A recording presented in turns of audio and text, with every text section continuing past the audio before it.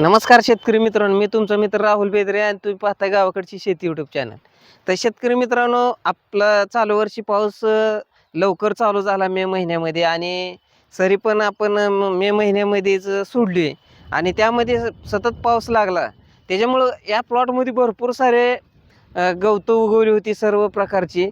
वेलवर्गीय असतील, पुन्हा तुमचं माठ असेल, लवाळा असेल, तुमचं इतर गवतं जे आहेत गोड म्हणजे त्यामध्ये घोळ असेल, चिगळ असेल अशा प्रकारची गवतं होती. चिकटा असेल अशा प्रकारची मिश्र गवतं होती. तर भरपूर सारी गवतं आली होती. साधारण लागण आपण करण्या अगोदर 1 महिनाभर सरी सोडल्यामुळं तर पाऊस होता त्याच्यामुळं गवतं भरपूर सारी होती. तर आपण या ठिकाणी ऊस लागण केल्यानंतर तिसऱ्या दिवशी कॉम्बिनेशन मारले आणि त्याचा जबरदस्त रिझल्ट आपल्याला बघायला मिळतोय. तर सर्व प्रकारची गवतं या ठिकाणी नष्ट झालेली आहेत. बघू शकता कशा पद्धतीनं गवतं पूर्ण मेलेले आहेत. बघू शकता गवताची काडी तुम्हाला कुठेही प्लॉटमध्ये दिसणार नाही. अशा प्रकारचं रिझल्ट आपल्याला मिळालेला आहे. तर आपण काय मारलं होतं तर तुम्हाला सांगतो. पंपाला 100 ml टोपुर्डी वापरलं होतं आणि 50 ग्रॅम तमर वापरलं होतं. तमरमध्ये अमेट्राइन 80% WG असा घटक येतो.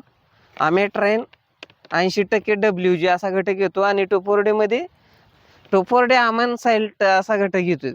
तर ह्याचं कॉम्बिनेशन केल्यामुळं चांगल्या पद्धतीनं आपल्याला रिझल्ट बघायला मिळालेले आहेत. आणि जी कांडी उघडी राहिली होती विशेष म्हणजे ती कांडी आपण मातीआड करून घेतली होती डोळं पूर्णपणे. बऱ्यापैकी नव्हतं, परंतु जिथं उघडी माती होती त्या ठिकाणी पूर्णपणे कांडेवरती डोळे उघडे राहून त्याच्यावरती प्रॉब्लेम येऊ नये म्हणून आपण त्याच्यावरती माती टाकून घेतलेली. तर बघू शकता उगवण क्षमता जबरदस्त पद्धतीनं तुम्हाला बघायला भेटेल. कुठेही प्रॉब्लेम नाही, काय नाही, चांगल्या पद्धतीनं उगवण क्षमता वगैरे कुठेही इफेक्टिव्ह नाही. भरपूर सारे शेतकरी घाबरतात की 265 मध्ये तमर मारल्यानंतर ऊस पिवळा पडतो किंवा स्कॉर्चिंग होतं किंवा प्रॉब्लेम येतात. तर आपण या वेळेला तिसऱ्या दिवशीच मारलेला आहे आणि मातीआड डोळा असल्यामुळं कोणताही त्याच्यावरती इफेक्ट ऊसावरती झालेला बघायला भेटणार नाही तुम्हाला. दाबण्यासारखे असे कोंब पूर्णपणे निघालेले आहेत. सुरुवातीला एक दोघांना तमर आणि टोपोर्डी मारले म्हटल्यानंतर त्यांची रिॲक्शन वेगळ्या पद्धतीने होतील आणि ऊस उगवेल का असा त्यांचा मला प्रश्न होता. तर अजिबात काय होत नाही असं मी सांगितलं होतं आणि मला पण कितपत रिझल्ट मिळेल हे मला पण माहीत नव्हतं. तर चांगल्या पद्धतीनं मारलेलं आहे आणि रिझल्ट पण आलेला आहे. फक्त प्रमाण चुकवू नका तुम्ही. 50 ग्रॅम तमर आणि 100 ml टोपुर्डे अशा कॉम्बिनेशनमध्ये मारले आणि जास्ती दिवस घेऊ नका वेळ तुम्ही. दुसऱ्या तिसऱ्या दिवसापर्यंत तुम्ही कांडी लागण केल्यानंतर मारू शकता आणि चांगल्या पद्धतीनं तुम्हाला रिझल्ट बघायला मिळतील. फक्त प्रमाण हुकवू नका. प्रमाण जास्त जर झालं तर त्याचा साईड इफेक्ट दिसू शकेल. प्रमाण हे लय महत्त्वाचं आहे. काही काही शेतकरी बांधव 100 ग्रॅमनं तमर वापरतात, तर 100 ग्रॅमनं अजिबात वापरू नका तमर. 50 ग्रॅमच वापरा. टोपोर्डी 100 ml वापरा, ती पण आजूबाजूला जर भाजीपाला पिकं नसतील, फळबागा नसतील तर.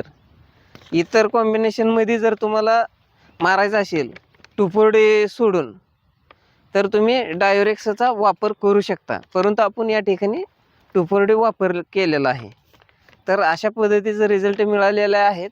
तुम्ही कोणतं तणनाशक कांडे दाबल्यानंतर मारता ते कमेंट करून सांगा. इतर शेतकरी बांधवांना सुद्धा त्याचा फायदा होऊन जाईल. या अगोदर मी ॲट्राझिन आणि टाटा मिट्री अशा पद्धतीचं कॉम्बिनेशन मारत होतो लागण केल्यानंतर, परंतु ह्या वेळेला मी तमर मारलेला आहे आणि रिझल्ट जबरदस्त मिळालेला आहेत. ॲट्राझिन, टाटा मिट्री आणि टोपोर्डीचं त्याचे जे रिझल्ट मिळतात त्याच्यापेक्षा किती तर 10-15 पटीनं चांगल्या पद्धतीचं रिझल्ट या ठिकाणी आपल्याला बघायला मिळालेलं आहेत. व्हिडिओ आवडल्यास लाईक करा, जास्तीत जास्त शेअर करा. धन्यवाद.